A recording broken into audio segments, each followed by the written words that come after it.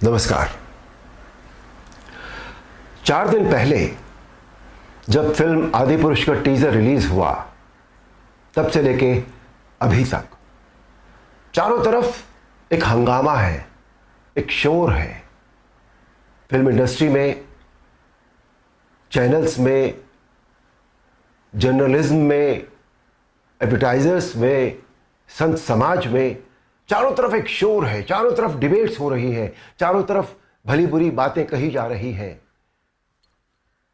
मेरे पास भी सैकड़ों फोन आए होंगे, सभी चैनल्स से फोन आए, जितने सभी जर्नलिस्ट हैं, बड़े बड़े जर्नलिस्ट, और सभी के फोन आए। They wanted my reaction on that, on the teaser, कि आपको कैसा लगा, आपके क्या रिएक्शन है, आप क्या सोचते हैं इस बारे में।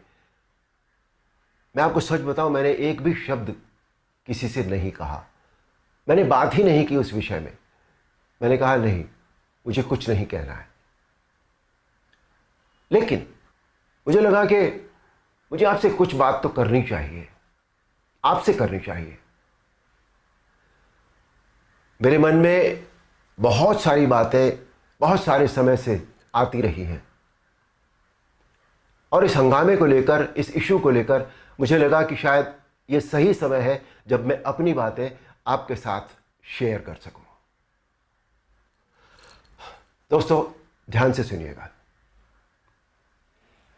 रामायण, महाभारत, श्रीमद् भागवत जैसे जितने भी ग्रंथ हैं, शास्त्र हैं, ये हमारी सांस्कृतिक और धार्मिक धरोहर है। यह हमारी संस्कृति है, यह हमारी जड़ है। सारी मानव सभ्यता के लिए यह नींव के समान है, और न तो नींव को हिलाया जा सकता है और न ही जड़ को बदला जा सकता है।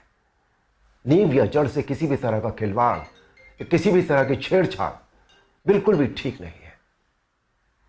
हमें इन शास्त्रों से संस्कार मिलते हैं, जीवन का आधार मिलता है। ये धरोहर ही हमें जीने की कला सिखाती है। हमारी संस्कृति विश्व की सबसे प्राचीन संस्कृति है।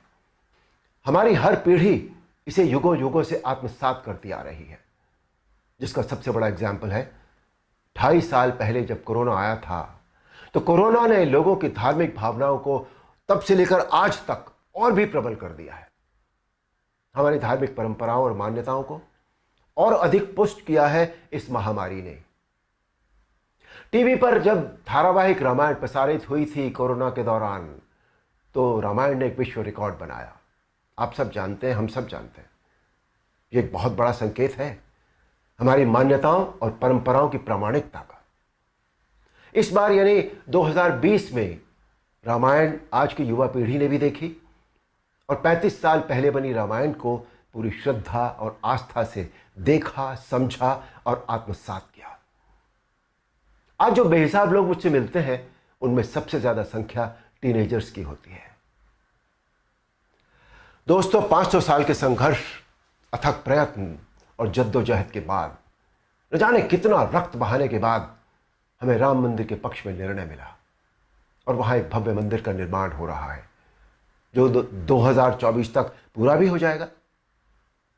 अप्रिशिएट करने वाली बात यह है कि मंदिर को भव्यता देने के साथ साथ उसकी आत्मा और मौलिकता को ज्यों का त्यों रखकर यह मंदिर बन रहा है। हमें अपनी सभी सांस्कृतिक और धार्मिक धरोहरों और मान्यताओं को जैसी वो है वैसी ही बनाए रखना चाहिए। उनमें किसी भी तरह के बदलाव की न तो जरूरत है, न करना चाहिए, और न ही किसी और को करने देना चाहिए। भला कोई अपनी नींव हिलाता है क्या? कोई अपनी जड़ें बदलता है क्या? हमारी इन धार्मिक सांस्कृतिक मान्यताओं और परंपराओं को किसी भी तरह का कोई नयापन देने की आवश्यकता नहीं है।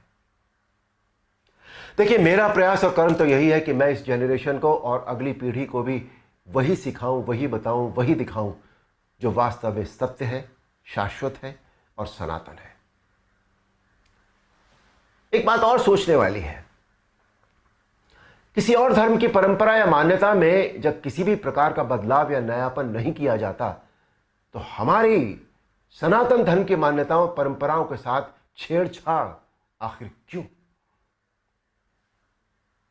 आजकल ये चलन सा बनता जा रहा है कि सनातन धर्म का मजाक बनाओ। देवी देवताओं के ऑब्जेक्शनेबल पोस्टर बनाओ, अभद्र भाषा में बोलता हुआ दिखाओ।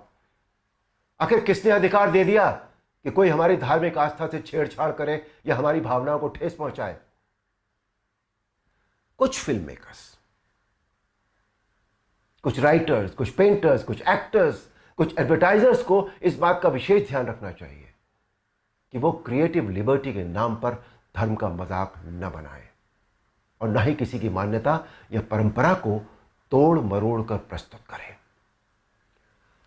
दोस्तों, ये किसी राजनीतिक पार्टी या धर्म के लिए नहीं, बल्कि पूरे देश के लिए एक स्वाभिमान बढ़ाने वाली बात है कि आज हमारे प्रधानमंत्री श्री नरेंद्र मोदी जी के नेतृत्व और कुशल मार्गदर्शन में देश के कोने कोने में सांस्कृतिक, धार्मिक और ऐतिहासिक धरोहरों को पुनः पहचान मिल रही है। स्थान स्थान पर कॉरिडोर बनाए जा रहे हैं जिनसे हमारी इन धरोहरों की रक्षा भी हो रही है, उनका पुनर्निर्माण भी हो रहा है, साथ ही उनकी मौलिकता भी यथावत रखी जा रही है। मोदी जी, ये देश सदैव आपका ऋणी रहेगा। मेरा अनुरोध है आप सबसे कि आप सब पूरी सक्रियता और जागरूकता के साथ अपनी अमूल्य सांस्कृतिक, धार्मिक मान्यताओं और धरोहरों को सहेज कर संभाले रखने का संकल्प करें और दूसरों को भी इसके लिए प्रेरित करें। धन्यवाद। नमस्कार।